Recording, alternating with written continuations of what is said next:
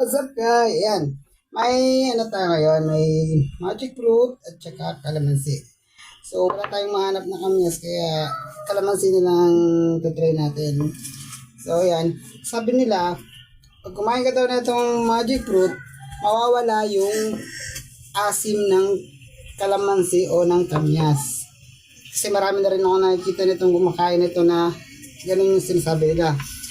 So naisip ko, kumuha na itong magic fruit sa kapitbahay namin. Itatry din natin. Kaya, let's go! So, ayan. Ito, kakainin natin itong kalamansi na walang magic fruit.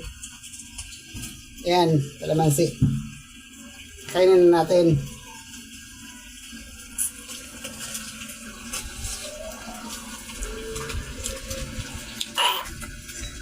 Ang asim. So ayan, sipon na tayo.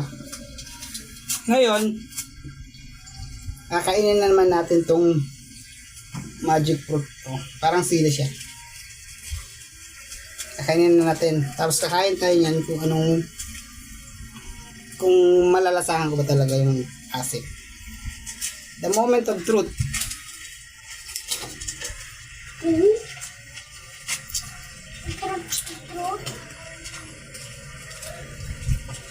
Tamis.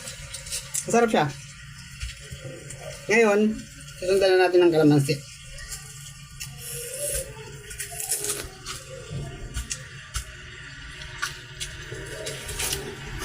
Ito nga. Nawala yung asim. Kaya kayo guys, try nyo na din. Tikman nyo na ang magic fruit at ang kalamansi o ng kamyas. Talagang mawawala yung asim niyan.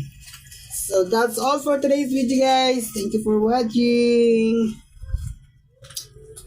Good, sarap.